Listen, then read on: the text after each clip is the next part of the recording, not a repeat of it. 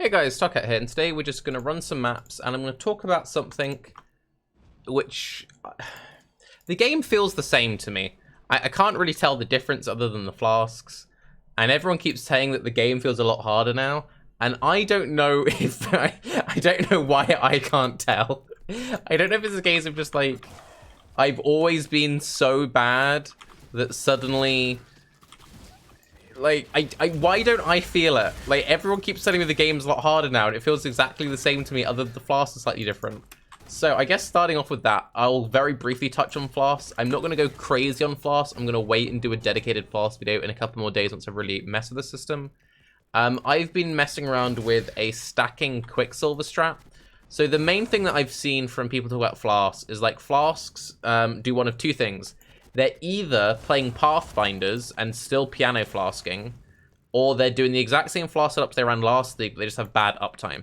So I was like, okay, so if we have worse uptime on flasks, and I'm going to play a build that doesn't invest into flasks at all, how can I still maintain 100% uptime on really powerful Quicksilvers, because I like not feeling super sluggish and having decent Quicksilvers? Well, why don't I just run a bunch of the same Quicksilver? So... I guess I can very quickly show you.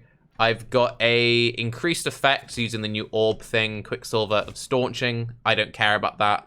What I want is I want 3 Alchemist Quicksilvers of Adrenaline. Yes, still using Adrenaline. Juiced up with a 45% increased effect. I'm just struggling to roll them in SSF. And the idea is they all have, you give them all crazy effect. They don't gain charges during Flask effect. That's fine because you only have 1 active at once. And then you have 1 life flask for freeze removal and 1 life flask for bleed removal, and then you're fine. Like, it's whatever. I'm a Saboteur, so I don't worry about shock or ignite. And most people didn't even run shock and ignite removal anyway, like I've always have, because I used to play hardcore, so it's just like a habit. But I have found it a little bit amusing, people complaining about like, oh, I can't deal with shock anymore. And I'm like, bro, you never used to run shock flask. Like, let's be real. You used to run 4 damage unique flask, like, come on. But anyway, yeah, so I don't know if it's because I chose a decent build or like what, but like this league just genuinely just feels like Path of Exile to me. I can't tell other than the flask that they've done anything. Like, I'm not feeling the support gem changes. I'm only in early content, and maybe it's one of those things that when I get into reds and I'm like trying to do the bosses, I'll be like, yo, I'm really feeling my lack of damage. But for now, I'm not feeling it. I have got a tabula, but my gear isn't very great. I'll show you my gear at the end. So it's not a situation of being carried.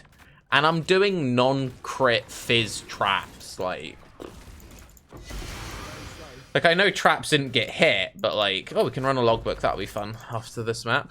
But like, come on. Non-crit fizz traps. This is my wand. 17% spell damage, 14 fizz damage over time multiplier. Ignore the flat call to spells. I run brutality. Like, that's literally my entire wand. 37 spell damage with the implicit, 14 fizz dot multi, non-crit. It's like I'm running nothing basically. My exsanguinate links are exsanguinate, trap, cluster trap, chain.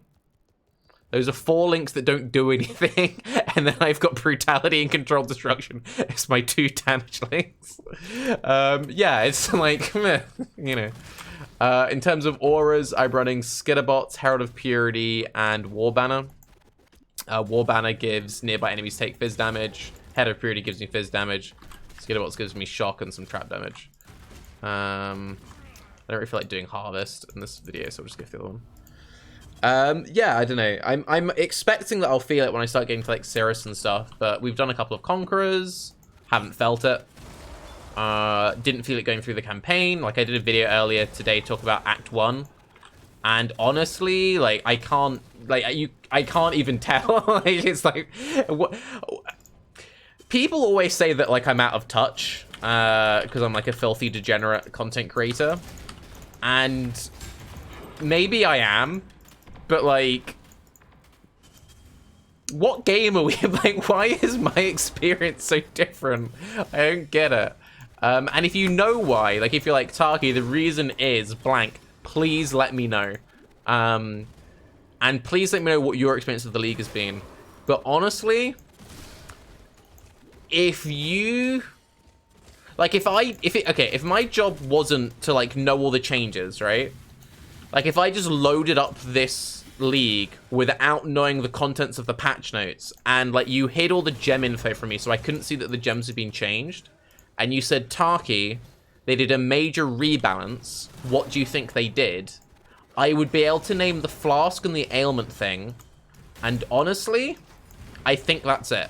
Thus far, again, might feel different once I get into real content, and I'm like, okay, I actually need, like, I'm noticing damage. But for the whole leveling experience, didn't notice it. For the whole early Atlas experience so far, haven't noticed it at all.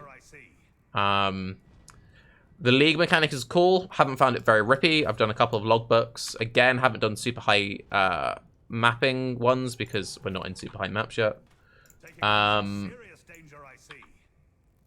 I've been clicking all the things. I go for all the upgrades. I go through all the statues. The only statues I've been avoiding is being immunity to physical damage because my build only does physical damage. It's not a very interesting choice, that. I guess my build's pretty good in it in the sense that I just throw my traps and run around. But I've always played... I think that might be it. I think it might be a case of I always play builds that just do their damage and move around. So my play style hasn't had to shift.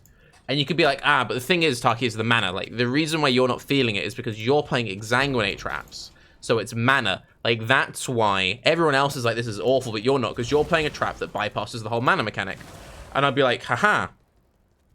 No. So I was... I only sought to exsanguinate trap quite late into the axe, and this is my second character of the league. Like, I league started trying out all the new attack stuff, wasn't really vibing it, then made this character. I purposely played exsanguinate traps because I knew that mana would be an issue for me. And the reason why I started playing traps and mines in the first place is because of old reflect. So I'm used to a Path of Exile. Like, old PoE used to have a lot of, like, barriers that you had to choose, how am I bypassing this barrier? A bigger reason why Chaos damage was very popular a long time ago wasn't because Chaos did the most damage, it was because Chaos was immune to Reflect. That was, like, why I used to play it. The reason why my first and only level 100 was a Mine build, like, 4 years ago, was because Mines were immune to Reflect. Like, that's how I got into certain playstyles. And I've always gravitated towards certain builds because it's like, well, I play this build because it can do this. It's like, I play a lot of Corsica because it can run every map mod. So, like, I've always kind of been the kind of... Oh, that was a terrible breach. I've always been the kind of player who would purposely, like, look at, okay, how do I build around these things? I'm going to make a build that, like... I've always liked certain builds having certain strengths. And the fact that exsanguinate can get around the mana thing I like. I really wish they would reduce the nerfs to life tap. I think a 300% multiplier on life tap is ridiculous. If 200 was too low, maybe put it to a 250. I think making it from a 200 to a 300% multiplier and then increasing the mana multiplier of, like, all the support gems, I think that was way too much of a change. I don't think they should have gone as heavy-handed with it. And I think if life tap was less of an issue, that would give people more options. But there still are, like, a lot of options. You can play skills with inherent life spent. You can still use life tap. You can invest more into mana leech. You could play a mind over matter build. You could play a build that doesn't need to spam as much, like minion builds. Some minion builds have to, like, SRS, but, like, you get the idea. You could go Eldritch Battery, so on and so forth. Like, there are options, and a lot of the discourse I've seen around a lot of these changes this patch have kind of, it implies that there's nothing you can do. It's like, oh, they've changed this, there's no workaround.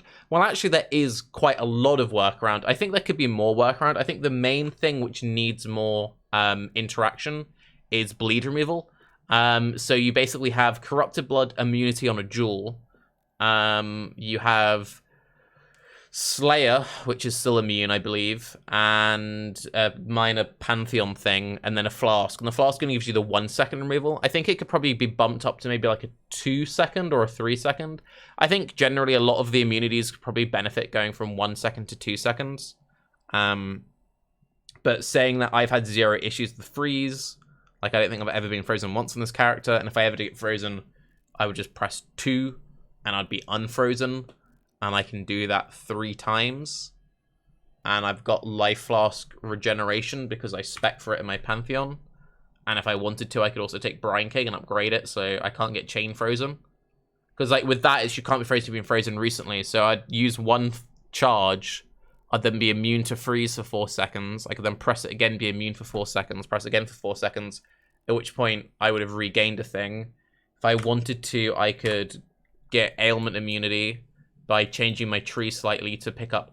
Like, I don't even need to take Crystal Skin. I could just have Thick Skin plus Wind Dance. That's 20%, and then I could craft it on a few pieces of gear. I could take Arcane Swiftness for another 20%. So that's like 3 points. I'd get some damage from it. That's 20%. I could take 20% here. That's 40%. I could change my routing slightly. I could take Crystal Skin. You can get ailments removal or reduced chance and all that stuff on Cluster Jewels. If you're in this part of the skill tree, you can go the other way with the reduced effect. And the reduced duration, sorry. If you have 100% reduced duration, it goes down. You could play Jug. You could play Occultist. You could play Raider. You could play Pathfinder. I think Hyro and Quiz both lost all their stuff. Like, there's still workarounds. I think there are more options. Having more options is always good. You can just craft it on boots. You can pick up a whole bunch of random uniques. Curses. So I'm not running any curse removal at the moment. My plan is probably just going to be to overcap my resistances to get around stuff like LA weakness, conductivity. That's something you used to do, so the idea of having to do that again doesn't really bother me. Temp chains, kind of annoying, but my build doesn't care about attack and cast speed, so that's fine. And the movement speed I'm kind of bypassing with my Quicksilver strat. By maintaining my speed, I'm having to sacrifice a Jade Flask and a Quartz Flask, which is a lot of defensive strength that I'm used to having. But that's, like, I'm choosing the speed. So I've made the decision. Another thing I could see myself doing is maybe doing double Quicksilver, double Quartz Flask, using the increased effect thing. So I have 100% uptime of always a Quartz and a Quicksilver. Like, I feel like I have options. But anyway, let's empty my inventory. Let's run this logbook. And then I guess I'll finish up the video there. So yeah, I'm very... Oh, it's a pretty good shield, actually. I'm very curious what your experiences with this new league has been. How... If you could... When you give your experience, you can please say how far into the content you are as well, because you need context. Without context, it's like... I mean, don't even bother leaving a comment. Well, leave a comment because of the algorithm, but, like, you get what I mean, right? Yeah, it's always, like, I often feel like I'm playing a completely different game to other people, and to an extent I am, because, well, I am. Like, you know, I play a lot more than other people. I'm in a very privileged position that if I have a question about something, I can just ask a dev, and they'll be like, yo. Right, so let's see what we got here. This one is increased radius, chance to have additional suffix, increased explosive placement range, increased number of runic monsters, increased number of explosives, remember, so chance to have additional suffix. Let's get that one, I guess. I think the logbooks are really fun. I wish there'd be a little bit more common. I've only had... This is the second one I've had in maps, and I had one while leveling. This is the only time I think the whole, like, placing thing is kind of interesting. Otherwise, I think it's not particularly fun or enjoyable, having such a short tether range. Alright, so there's some stuff over here. It seems pretty stacked, like, here. I might just kind of stay in that area. Means a fizz, so we're not going up that way. But, like, again, this isn't interesting. This means it's like we just aren't going that way. Then it's like, okay. Random crit shrine. So we just aren't going up. So we're going. So there's no point even looking that way. Drop additional oils. What's down here? I quite value the unique chests. In SSF. I also quite value rarity for the same reason. I think we'll probably, like, go and wrap around and just suck up all this stuff along the bottom. I think. So...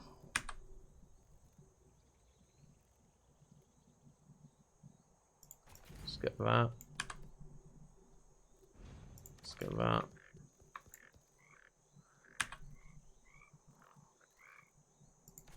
So all these damage can freeze. Let's see if we notice any freeze problems in this one.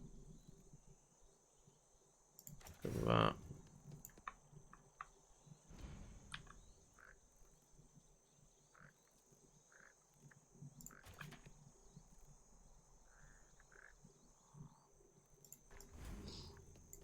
Let's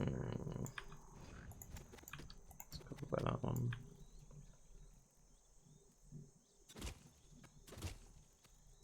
Let's get that.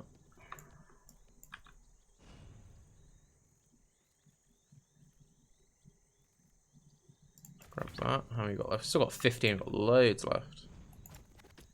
What? That one's immune to fizz, so we just ignore that one.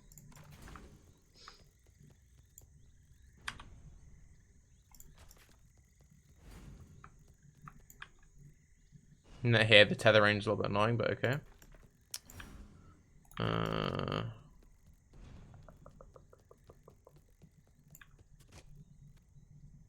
It's a wall that can be blown up.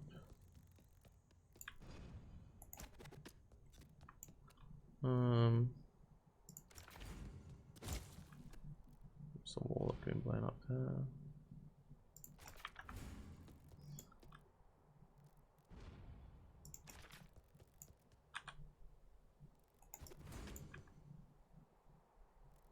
Hits overwhelm, that's fine. Down here. Grab all of that, and then can we come back up that way?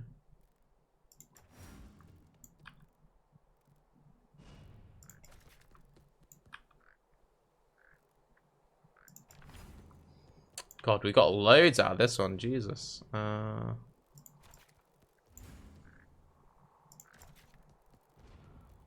that, and then last one. Cool. Alright, this is going to be a big old runabout. Let's hope that we didn't accidentally click anything we shouldn't have.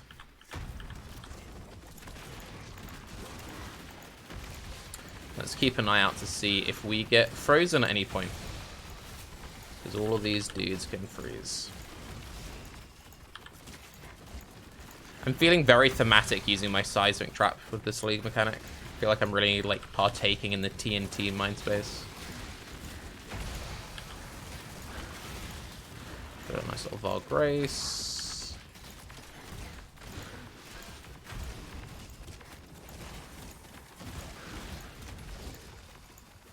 We're going down this way.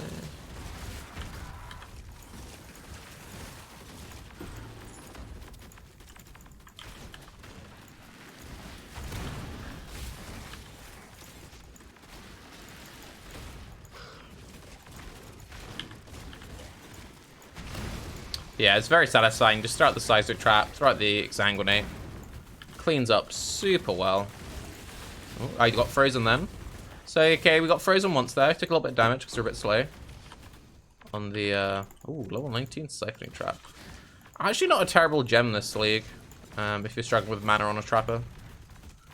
Let's roll out a flask. Got frozen again there. Okay. Superior Reeve. I mean, that I don't care about. Ooh, okay, so that time we did get frozen down and killed. Okay. Okay.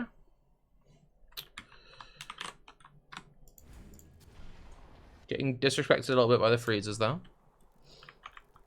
Alright, let's run back over.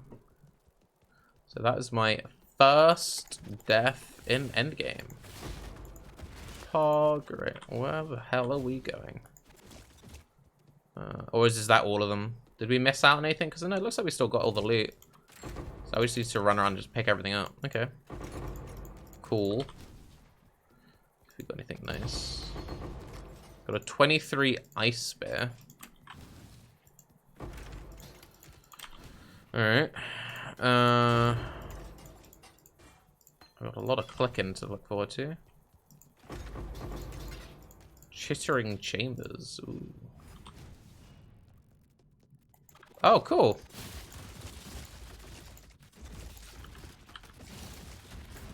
You can return to the dude to hear a translation of the stuff you found. Oh, that's neat.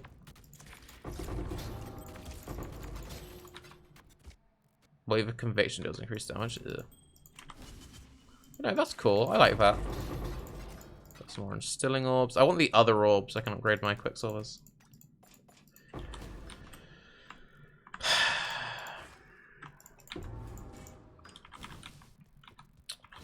Path of inventory management.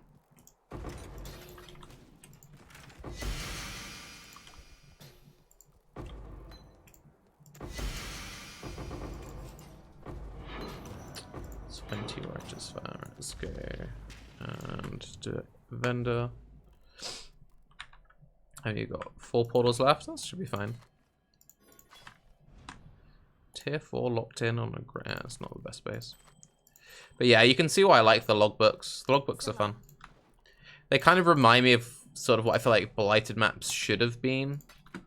I enjoy blighted maps. Like, I'm not against blighted maps, but this feels kind of like a natural progression, and it just kind of feels more. It's more engaging. Doesn't take as long. More player choice. Like, you have the choice with what towers you drop in Blight, but like, you're not really making many particularly interesting decisions. It's like, woohoo! I dropped a minion tower. Waha! This time I dropped a fire tower. Woohoo! You know, it's not the most riveting of things. Whereas you can see with this, it's like, okay, we've got all these different rewards. What way do I want to go about? Sunblast is interesting. Switch Ray 19. Not too bad. Not a terrible skill. Bone Shatter 19. Ooh, unusual gems. Very nice. I like blueprints. Blueprints are nice. Alterations are nice. I use them to roll my quicksilvers. Level 20 ethereal knives. What was the other one? Rain of Arrows. Interesting. 119 Frostbolt. Gave me a lot of level gems. We've got one more set of uniques. See if we get anything decent. We need to vendor again. I do like the portal. The portal's pretty tasty. Yeah, what's your experience of Logbooks been? Please do let me know.